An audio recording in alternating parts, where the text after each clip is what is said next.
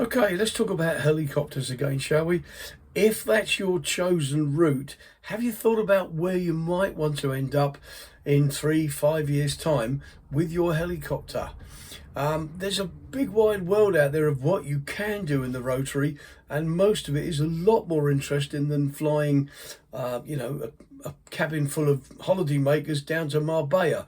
At the top of the tree for me would be air ambulance work, because I can think of nothing more rewarding than flying air ambulance, saving people's lives, flying the doctors to the scene of accidents, flying casualties to the hospital and so on.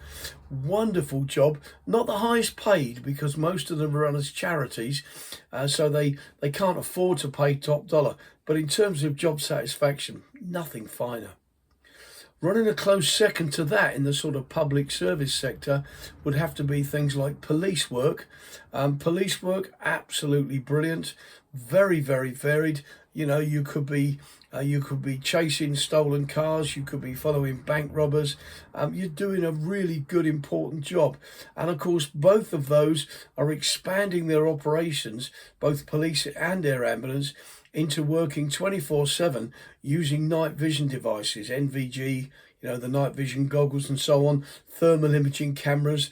We've all seen it on the police, TV type series. So those are two fantastic areas to work with helicopters. A bit more public service orientated, but not necessarily UK based, would be firefighting.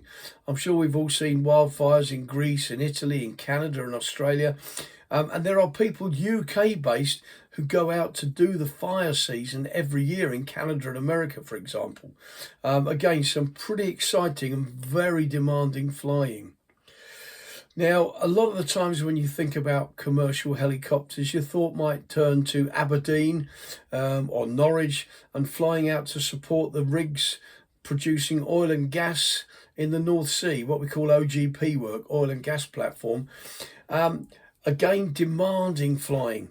Much, much better paid than anything that's shore-based, though. In fact, a captain's salary on the North Sea is commensurate with that of an airline pilot with somebody like BA. So the money's good, but by goodness, you work for it. You're flying in all weathers. You're flying because you have to, because people have got to get to and from work. And it's some of the most limiting flying you're going to find, the most... not nibbling at the edges of the envelope, but really putting the helicopter through its paces. Now, corporate and charter work is very different indeed. If you like, you're going to be somebody's beck and call boy.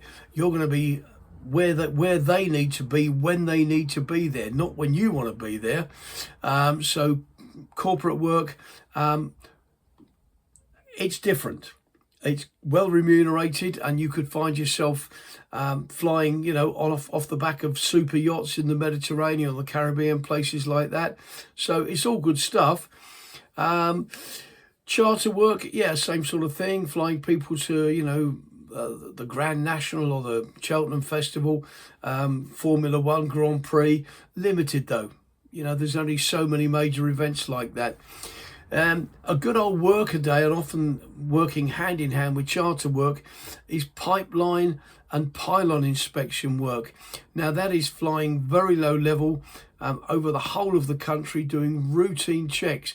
We've got pipelines under the ground in this country carrying oil, carrying gas, and also carrying propylene or ethylene, basically plastics chemicals from oil refineries to factories. So we've got a whole network of pipelines. And then, of course, there's the power lines. So they need inspecting, and companies have contracts to do that. So the world of helicopter flying is very, very varied, extremely rewarding. And of course, we're not as constrained by weather as the airlines in many respects.